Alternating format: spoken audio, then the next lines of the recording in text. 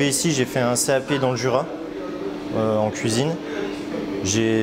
Directement en quittant le collège, je savais déjà ce que je voulais faire, je voulais être cuisinier et je me suis renseigné par rapport à ce que je pouvais faire pour l'alimentation.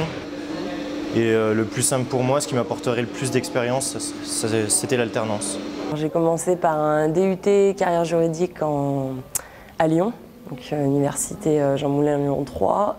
Et après, j'ai fait une licence professionnelle gestion des ressources humaines en alternance. Alors moi, en sortie de troisième, j'ai pas voulu me lancer tout de suite en apprentissage, ça me faisait un peu peur de choisir un métier directement, donc j'ai décidé de faire un bac général.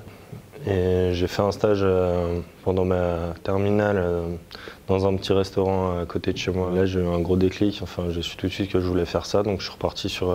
j'ai passé mon bac quand même, je l'ai eu, et je suis reparti directement en CAP. Moi, je viens du secteur tertiaire, j'étais dans la vente et maintenance informatique.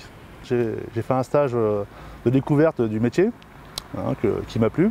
À partir de là, j'ai pu suivre une formation de 3 mois de grutier. Et donc j'ai fait un contrat qualificateur et actuellement je suis en contrat pro.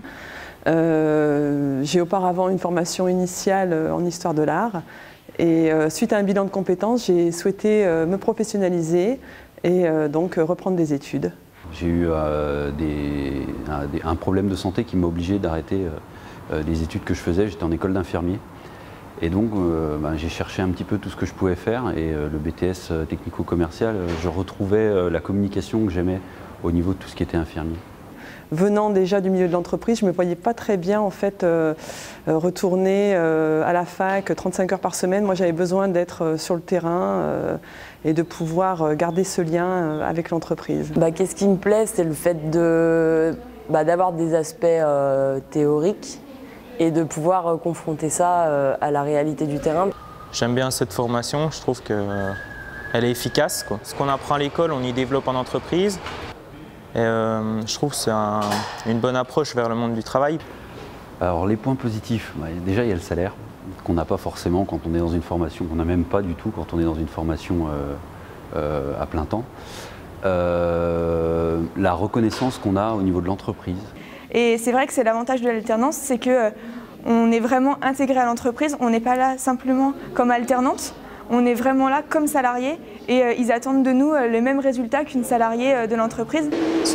Plus on a envie, plus on montre qu'on a envie, plus on nous donne des responsabilités et plus on progresse. Moi du côté de ma famille, ils comprennent peut-être pas forcément ce qu'est l'alternance. Voilà, on est vraiment considérés comme salariés et moi ils ont peut-être encore un peu de mal à se dire que je ne suis plus étudiante. C'était pas l'objectif qu'ils avaient de moi au début. C'est plutôt que j'allais faire des grandes études.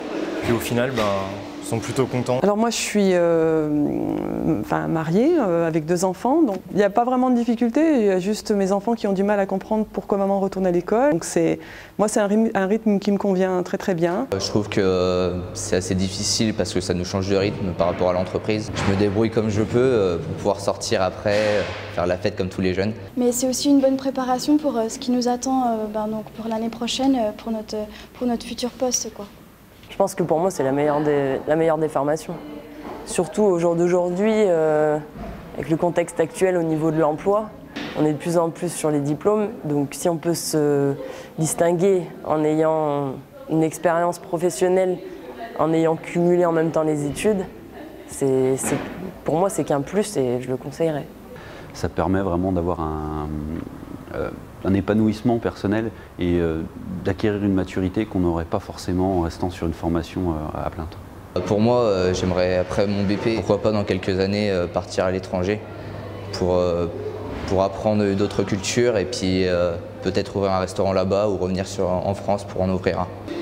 Je compte passer le concours du meilleur apprenti de France au mois de mars. Mon objectif, c'est d'être chef de cuisine. Alors moi, en septembre, j'espère pouvoir intégrer très rapidement une nouvelle entreprise.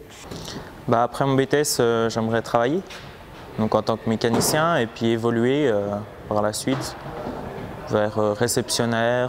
Je dirais que là, j'ai mon contrat jusqu'en juillet, donc le temps parlera.